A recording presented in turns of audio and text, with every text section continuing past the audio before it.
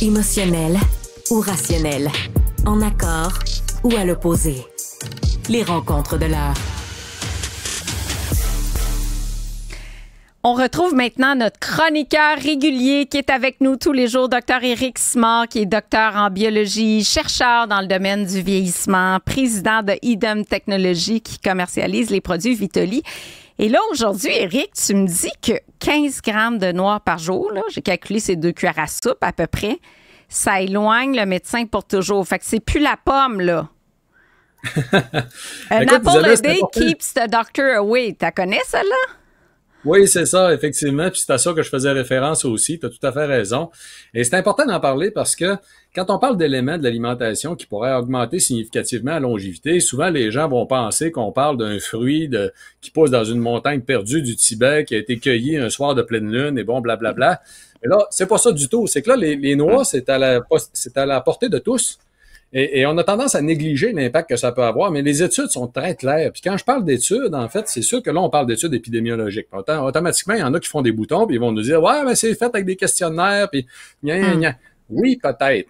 Mais c'est parce que quand on en a 29 qui ont été cumulés avec le temps, on parle de plus de 800 000 personnes. Énorme. Il y a un très grand nombre d'études qui ont tiré la conclusion que la consommation de noix augmentait la longévité humaine. Puis quand c'est pas une quantité énorme, ben il faut en parler, c'est important. C'est hyper important parce que tu dis, il y a un énorme, il y a quoi, 800 000 personnes, tu viens de dire, qu'on suit dans le temps. Une consommation quotidienne réduit le risque, oui, allonge la vie, mais réduit le risque de cancer, maladie cardiovasculaire aussi, là. Oui, tout à fait. Écoute, les résultats sont épatants. C'est que l'étude à laquelle je fais référence, bon, j'en ai regardé plusieurs sur les noix, honnêtement, parce que dans les 20 dernières années, on en a eu beaucoup, là. Oui. On a eu une petite étude qui nous vient du nord de l'Europe, qui a 12 000 personnes. On en a une qui regroupe 120 000 personnes. Mm-hmm. Là, on en a une qui regroupait 29 études. 800 000 personnes. Puis là, dans celle-là, on fait un tour d'horizon sur tous les bénéfices qui ont été identifiés. Puis tu as raison, tu as parlé en fait de maladie coronarienne, maladie cardiovasculaire, on parle d'une réduction de 30 %.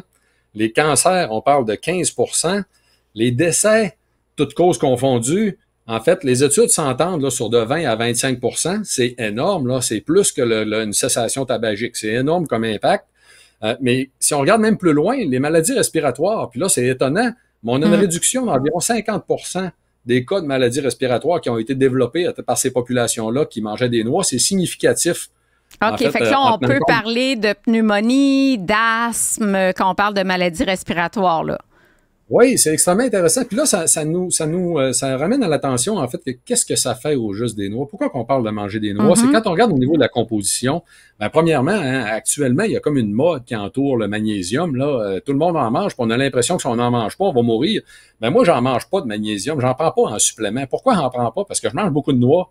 Puis les noix, c'est pas juste du magnésium, c'est les vitamines du groupe B. Aussi, c'est beaucoup de fibres, c'est une source de protéines végétales. C'est un aliment extraordinaire. Donc, même en faible quantité, on est capable de montrer un impact significatif sur la longévité humaine. Honnêtement, Isabelle, il y a vraiment pas beaucoup d'aliments qu'on est capable de faire ça. En fait, outre les noix, il y a les légumineuses aussi qui sont intéressantes de ramener, en fait, à l'attention.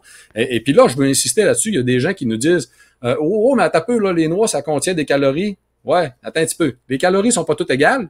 Puis là, dans la consommation de noix, ce que les études nous apprennent aussi, c'est qu'on a moins d'obèses, on a moins de gens en surpoids à travers les consommateurs de noix. C'est significatif aussi. Donc, on n'est pas pour acquis les noix.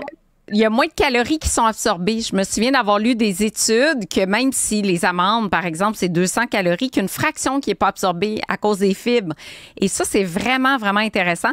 Puis j'ai même sorti plusieurs noix, là, vite, pour dresser un portrait. Y a-t-il une noix qui est meilleure qu'une autre, tu sais? Mettons les arachides, c'est les plus protéinés. Mais c'est une légumineuse, c'est sûr. Les amandes, 8 grammes de protéines. Moi, je parle pour un quart de tasse. Toi, c'est un petit peu moins que ça, la portion. Après ça, les noix d'acajou, 6 grammes de protéines. Fait qu'en gros, là, les amandes, là, c'est vraiment pour les protéines, les fibres, le calcium. La noix du Brésil pour le sélénium. L'arachide pour le resveratrol, une composante qu'on parle tout le temps, qui est une molécule anti-âge extraordinaire. Et c'est vraiment l'arachide qu'on a le plus de protéines. Après ça, la noix d'acajou, étonnamment, c'est la moins grasse. C'est elle qui contient le moins de lipides. C'est la noix du Brésil qui en contient le plus. Le potassium, écoute, j'ai énormément de potassium dans toutes les noix. Ça, c'est vraiment un minéral intéressant qui joue un rôle sur la tension artérielle. Et tu disais le magnésium. La noix du Brésil, c'est elle qui en contient le plus, suivi des amandes. Donc, si, comme toi et moi, on mange des noix tous les jours, puis là, on parle des noix, c'est ce qui était le plus étudié, mais j'inclurais les graines de tournesol, les graines de citrouille, plein d'études, plein de magnésium aussi. Oui, tu as raison, en fait. Moi aussi, je suis un grand fan de faire attention dans la consommation alimentaire reliée à la longévité humaine. Les graines ont une grosse place aussi, c'est hyper intéressant, les noix, les légumineuses. Et là, c'est important de rappeler aussi qu'Isabelle, si on a des gens qui nous écoutent aujourd'hui, qui ont de la difficulté, en fait, à la digestion, en fait, des noix, des légumineuses, des graines en tant que telles. Ce qu'on devrait considérer avant tout, c'est d'améliorer notre microbiote intestinal de façon à être capable d'en manger et non pas nécessairement les exclure de l'alimentation. Il faut faire des efforts en tant que tel pour en consommer. Ils sont trop importants. Oui, 3 façons d'améliorer votre microbiote. Manger plus de fibres, manger des probiotiques, manger des prébiotiques. Et j'annonce qu'on recevra Andréane Martin dans ce balado-là la semaine prochaine, je pense, pour nous donner... Vraiment, c'est la pro Québec du microbiote, là. Fait qu'on va tout savoir avec Andréane dans quelques épisodes, là. Oui, tout à fait. En fait, j'aime beaucoup Andréane. C'est une collaboratrice à moi aussi. C'est assez simple. Puis là, dans les études, j'ai vu aussi qu'il avait exclu à un moment donné le beurre de pinot. Qui lui ne sortait pas significatif. Mais il faut rappeler pourquoi le beurre de pinot ne sort pas significatif des études sur la longévité, c'est la présence du sucre.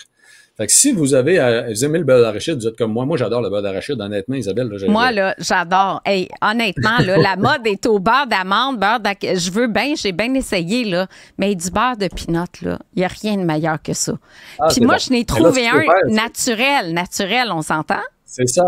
C'est ça, exactement. Là, c'est là que je m'en allais, c'est que ça prend un beurre 100% pinot. La solution est là. Puis il y en a vraiment d'excellents, c'est facile à trouver, vous en avez dans toutes les épiceries. C'est qu'il y a pas d'excuse en tant que tel. Là. Vérifiez votre beurre de pinot, évitez en fait le beurre de pinot plein de sucre, c'est pas bon pour la santé. Il faut limiter la consommation de sucre ajouté dans nos aliments. Et ne prenez pas de beurre de pinot léger, parce qu'il est léger en gras, mais 50% plus sucré, et on n'est pas en affaire avec ça. Oui, puis souvent, on ajoute toutes sortes de stabilisants ou, les produits légers, il faut se méfier un petit peu, il faut regarder. Comme tu le fais très bien, il faut expliquer à quoi sert la description des ingrédients quand on regarde des produits alimentaires. Ah oui, absolument. Fait qu'on travaille notre microbiote, on intègre les noix, mais tu sais, les noix, c'est tellement facile à intégrer, là. Tu sais, tu peux en mettre dans les salades, tu peux n'apporter en collation des amandes. Moi, j'aime bien combiner glucides, protéines, fait que des amandes avec un fruit. Tu peux en mettre dans ton gruyot overnight, des noix ou des graines, le gruyot du lendemain. Tu peux en mettre, on donnait des recettes à Cube tout à l'heure, de belles recettes rafraîchissantes pour l'été, des plaques de yogourt, on peut parsemer des amandes effilées sur le dessus, les noix de Grenoble qui sont riches en oméga 3, c'est hyper intéressant. Il y a beaucoup d'études en lien avec la santé cardiovasculaire et la consommation de noix de Grenoble quand même. Et c'est versatile, recettes chaudes, des recettes de dessert. Oui, c'est pas des grosses quantités. Tu en as parlé tout à l'heure, là. Les études démontrent des bénéfices là, à 15-20 grammes par jour. À 15-20 grammes, c'est pas grand-chose. Non. Puis on sait qu'en plus, 15 grammes, par exemple, particulièrement, par exemple, les amandes, on sait que ça a un impact sur la tension artérielle. Un impact bénéfique, ça va aider à baisser la pression artérielle, en fait, de manger une poignée d'amandes à tous les jours. Fait que bon, moi, personnellement, je varie, là, j'ajoute des noix mélangées. Puis là, il y a des gens qui vont dire, on les trempe-tu, on les trempe-tu pas. La question du trempage, c'est pour améliorer la digestion. La majorité des gens, ils n'ont pas besoin nécessairement de faire ça. C'est évident que les études à lesquelles on fait référence, les noix, ils n'ont pas été trempées. On parle de très, très grande population. C'est des études de population. On s'immisce dans leurs habitudes de vie, là. Fait que ça, c'est sûr que non. Mais il y a un point que tu as amené que je trouve important. Tu parles, moi, je varie. Mais la variété, c'est hyper important. Tu sais, si moi, je mange juste des amandes, OK, j'ai mon calcium, j'ai mon ci, j'ai mon ça. Mais si je vais chercher des arachides, j'ai mon resveratrol. Noix du Brésil, j'ai du sélénium. Le fait de varier est toujours gage de santé. On s'expose pas tout le temps aux mêmes nutriments. On va chercher un large spectre de nutriments, de composantes phytochimiques, de phytostérols.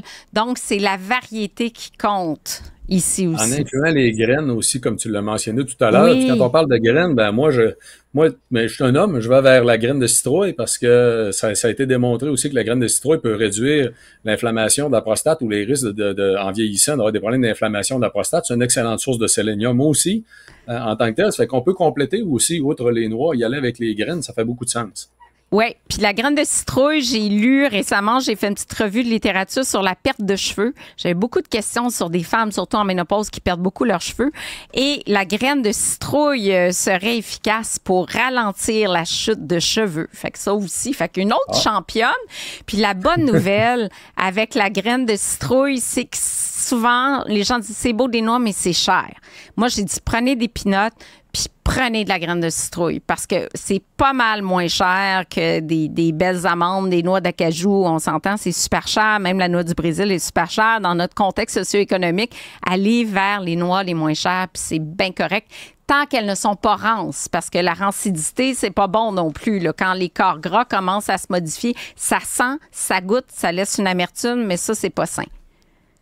Oui, excellent point. Il faut faire attention à la conservation. Si vous êtes pour ne pas les manger rapidement, mettez-les au réfrigérateur. Mais techniquement, étant donné qu'on devrait en manger tous les jours de toute façon, il ne devrait pas avoir de problème à les conserver à la température de la pièce. Mais j'aime bien. Ouais. Moi, j'ai même gardé congelé longtemps. C'est ce qui termine notre épisode d'aujourd'hui. Merci beaucoup, Éric Simard. J'invite les gens à te suivre sur Facebook un peu partout. ericsimard.com.